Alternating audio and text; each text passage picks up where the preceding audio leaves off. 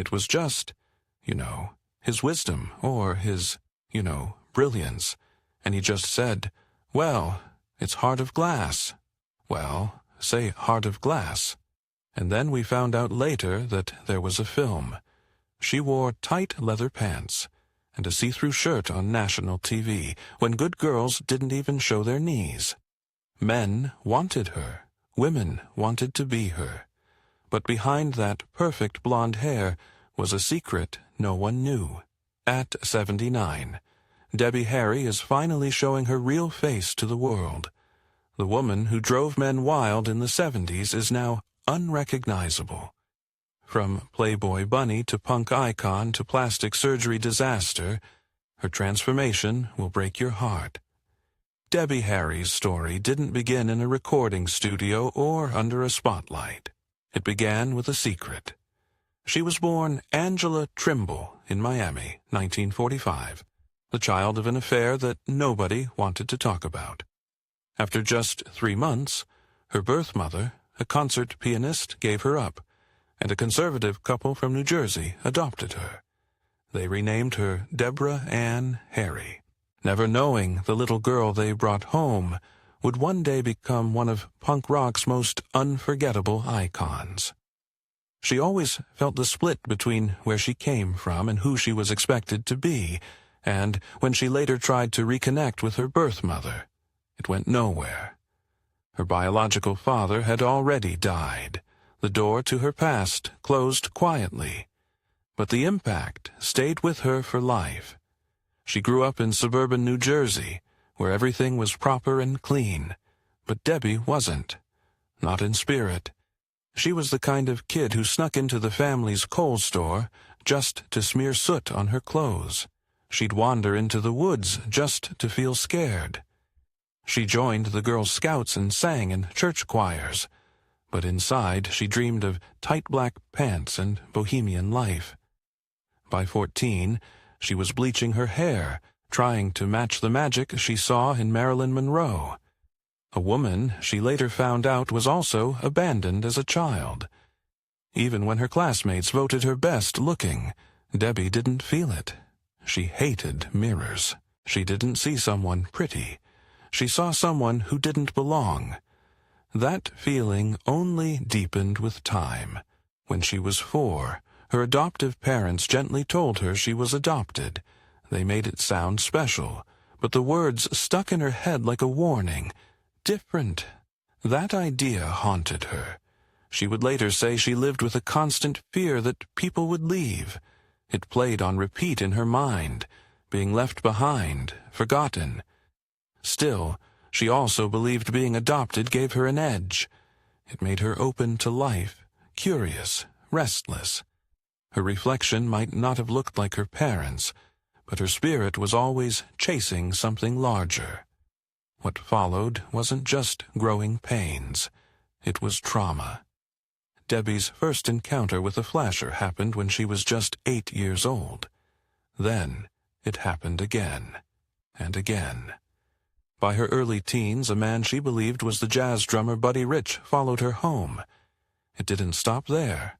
In her 20s, a man broke into the apartment she shared with her boyfriend, Chris Stein, tied him up, and raped Debbie at knife point.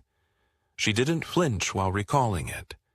She said the guitars he stole hurt more than the attack. Another boyfriend once held a gun to her head out of jealousy. That incident became the fuel behind Blondie's song, One Way or Another. Later, as her fame exploded, the stalkers came. Obsessive fans controlling exes, each one testing the limits of her safety and sanity. Before the fame, though, came the grind. After college, she moved to New York and worked a string of odd jobs.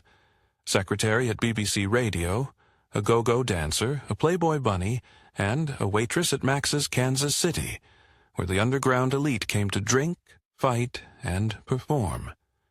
She served burgers to Janis Joplin and Jimi Hendrix. Sometimes she dropped them in their laps. Andy Warhol and his crew turned the place into a circus. It was in that chaos that Debbie found her scene. She started singing back up in a folk band. Then, in 1973, she met guitarist Chris Stein while in the Stilettos. That meeting changed everything. Together, Debbie and Chris broke away and formed their own band. At first, they called it Angel and the Snake. But after a few shows, they chose a simpler name, Blondie. It came from the way truck drivers shouted at her from the street, "Hey, Blondie!" The band found their voice inside the dirty, rat-infested walls of CBGB, New York's punk palace. Debbie strutted on stage in schoolgirl outfits with the energy of a street fighter. She didn't just perform. She prowled. Her voice was sweet and dangerous at the same time. The place smelled like dog vomit and rot, but Blondie kept going back. That stage became their launch pad. Debbie wasn't just a singer. She built a character. The Blondie persona was a paradox, like a blow-up doll with a razor-blade tongue. She wasn't some girl crying over a man. She was the one kicking him out.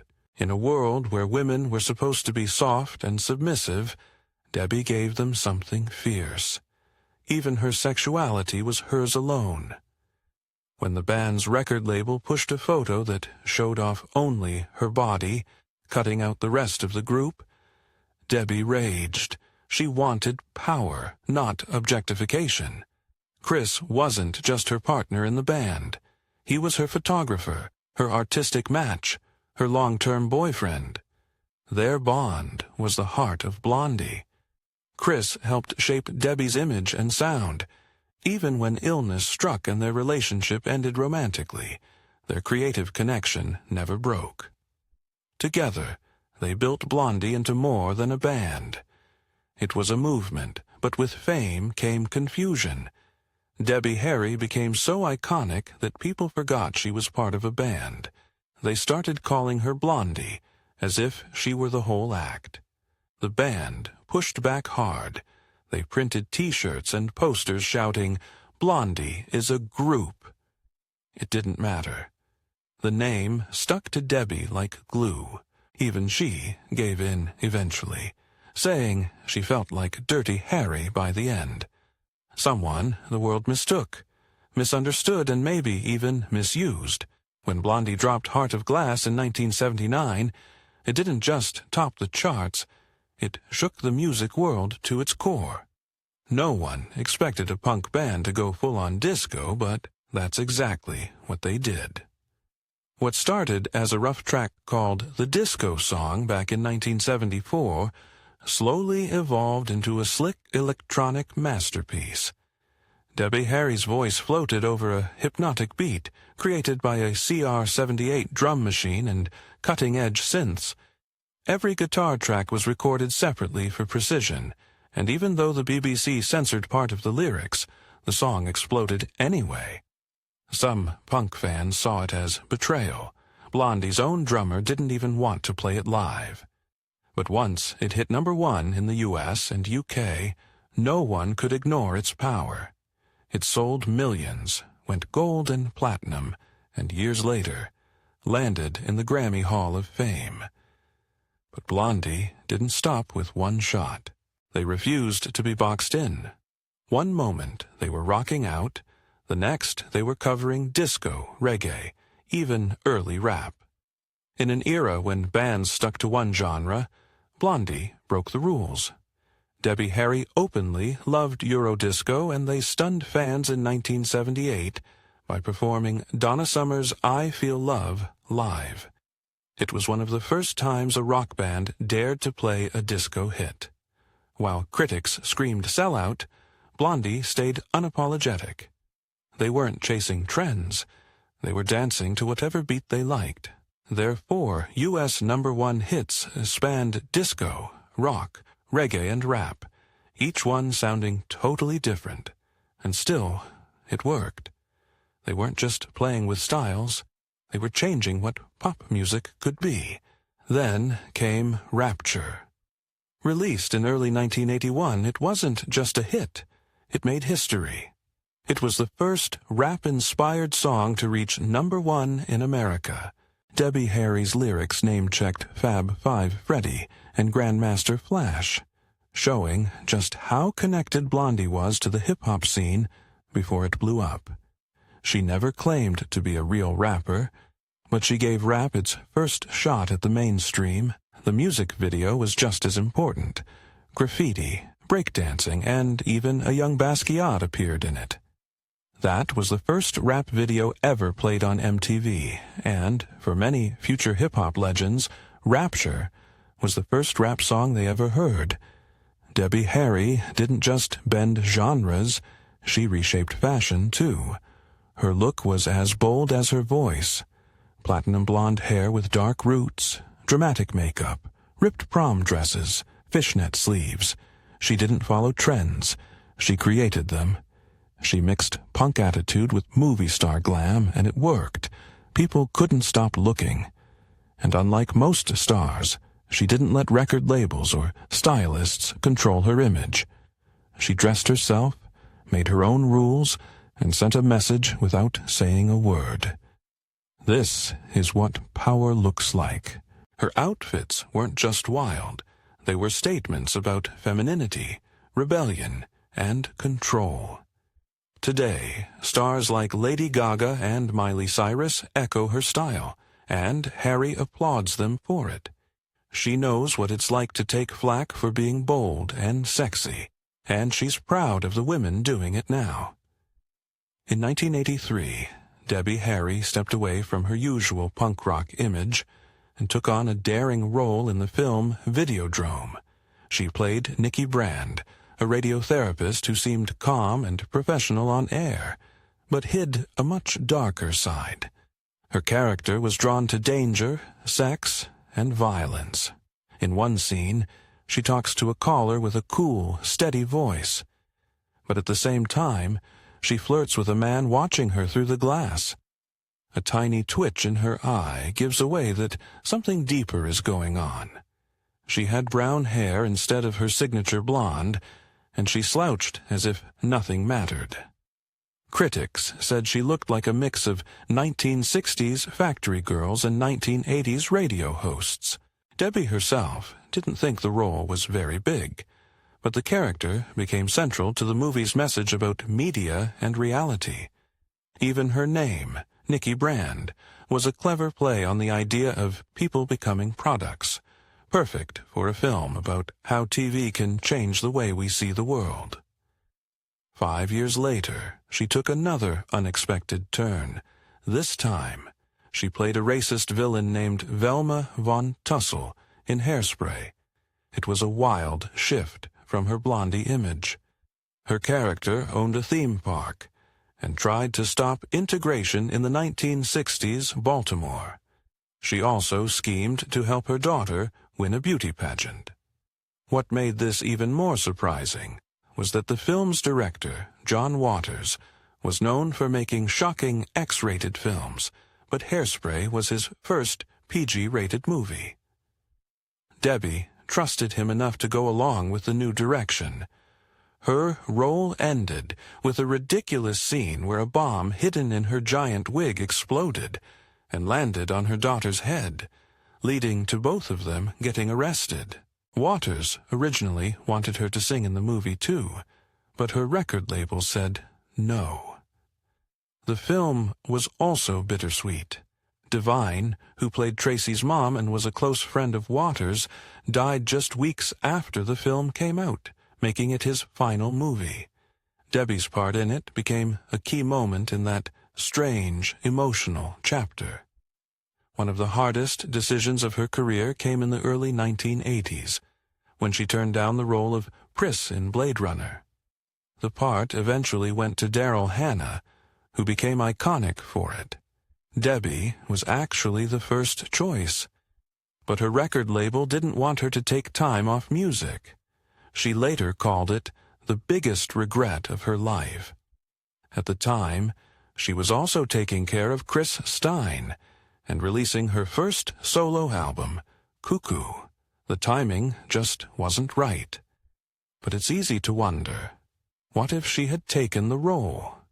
When Debbie Harry released her first solo album, Cuckoo, in 1981, people weren't just talking about the music. The cover, designed by H.R. Giger, shocked everyone. It showed Debbie's face, pierced with 4 huge metal needles, and some stores refused to even display the album. Giger had been inspired by a strange experience. He once went through acupuncture to ease pain, and those same needles became part of his dark vision.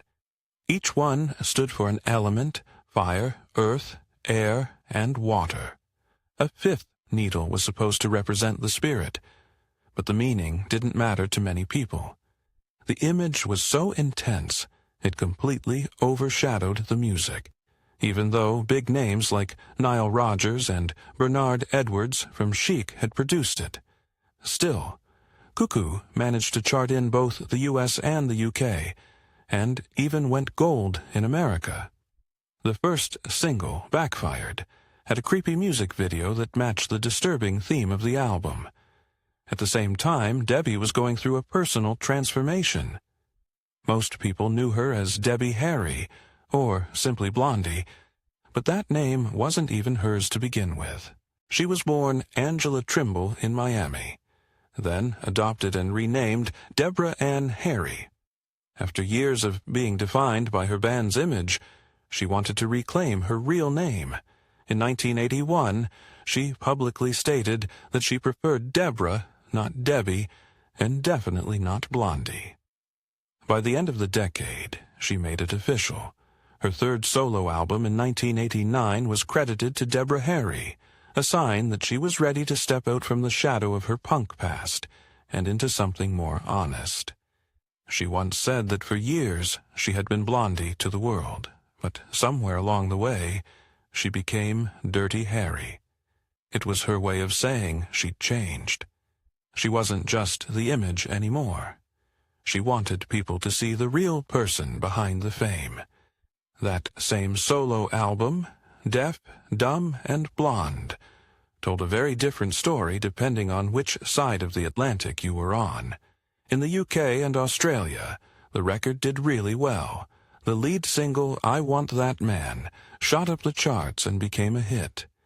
But in America, it barely made a dent. The problem wasn't the music. It was the lack of support from the record label. Critics praised the album's production, especially since Debbie had teamed up again with Chris Stein and producer Mike Chapman, who had worked on Blondie's biggest hits. But without proper promotion in the U.S., it went mostly unnoticed. It was a frustrating reminder that even great music could be ignored if the business side failed to show up. Debbie Harry was always known for taking risks, and one of her boldest moves came in the mid-90s, when she joined the Jazz Passengers, an avant-garde jazz group from New York. It started as a one-time gig, just a guest spot on a record, but quickly turned into a full-blown collaboration. For 4 years, she toured with the group and proved that she was more than just a punk singer. She had real vocal range and emotional depth.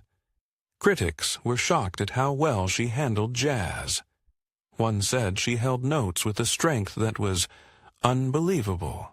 Another said her stage presence made the songs come alive. Debbie herself joked that she was afraid they'd fire her after the first rehearsal, but her natural talent and theatrical flair made her a perfect fit. She wasn't just trying something new. She was reinventing herself. But long before all this, before fame and jazz tours, Debbie had a close call that could have ended her story before it ever began. One night in the early 70s, she was trying to get home in Manhattan. It was late, she was tired, and no taxis would stop. A small white car kept circling. Eventually, the driver, a clean-cut man with curly dark hair, offered her a ride. At first, she hesitated, but out of desperation, she got in. As soon as the door closed, she knew something was wrong. The inside of the car was stripped. No handles, no way out. She panicked, but there was a small gap in the window, just enough for her to stick her arm out.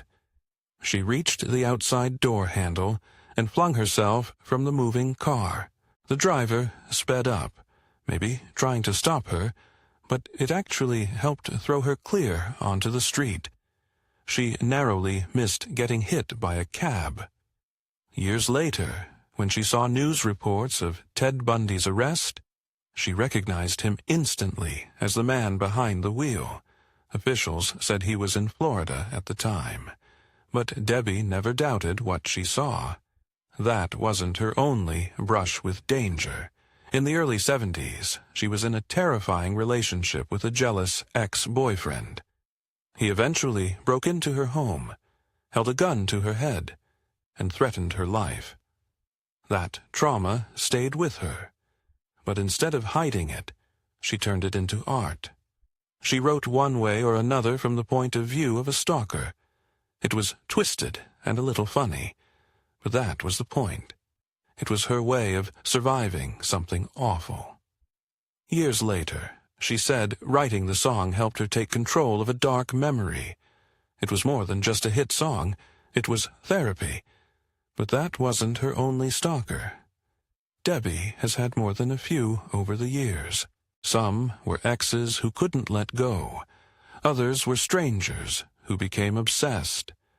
One fan sent her so many letters that she had to get police and private investigators involved. They found out he was mentally ill and not being cared for properly. Debbie always talked about these experiences in a calm, almost detached way, but underneath it all was the truth. Being famous came with a cost. Her ex-boyfriend and bandmate, Chris Stein, saw it too. He lived through it with her. These constant invasions took a toll. In her memoir, Face It, Debbie wrote about how all of it, being adopted, being stalked, being famous, left her with a deep fear of abandonment that never really went away. Then there was the time she shared a strange backstage moment with David Bowie. In 1977, Blondie was still new, opening for Iggy Pop's tour. One night, Bowie and Pop couldn't find their usual drug dealer, and they were desperate. Debbie had a gram of cocaine someone had given her, so she offered to share. Once they had their fix, Bowie thanked her in the weirdest way by dropping his pants and flashing her. Debbie wasn't shocked. In fact, she said she was flattered. It was just another day in the world of rock and roll. She admired Bowie deeply, calling him a genius, and in that bizarre moment, she felt like she was part of some strange club, one where nothing was too weird and anything could happen. Debbie Harry might have been the face of Blondie, but behind the platinum hair and punk attitude was a woman carrying more pain than most fans ever imagined. Her story isn't just about fame. It's about trauma, survival, and a series of personal tragedies that would have crushed almost anyone else. In the mid-70s, when Debbie and her boyfriend Chris Stein were still struggling musicians in New York, something horrifying happened that she never forgot. After a late-night show, they were attacked at their own front door by a man with a knife. He forced them inside, tied up Chris, and then sexually assaulted Debbie. The man took their guitars, a camera, everything of value, and left her with something far worse. But what shocked people later was how Debbie talked about it. She said the stolen guitars hurt more than the assault. She didn't cry, didn't go to the police, didn't even try to process it. She just moved on, and while that might seem cold to some, it was how she survived. She chose not to be a victim. Not because it didn't matter, but because she wouldn't let it define her. But the pain didn't stop there. Debbie had always struggled with the fear of being abandoned. She was adopted at just 3 months old after being born from an affair and given away. That wound ran deep. As she got older, she hired a private investigator to find her birth mother. When she finally did, her mother, a concert pianist, refused to meet her. That second rejection hit just as hard as the first. It didn't matter that Debbie was now famous. All she wanted was some connection to her roots, but she never got it. Then came the drugs. As Blondie shot to stardom, Debbie and Chris started using heroin. At first it seemed casual. Everyone around them was doing it, and they thought they had it under control, but by 1980, they were deep in addiction. Debbie later admitted that for a couple of years, she was a full-blown junkie. Their music was still charting, but behind the scenes, everything was falling apart. The band's manager quit. The record label dropped them, and the IRS showed up. They had no idea that their accountants hadn't paid taxes for 2 years.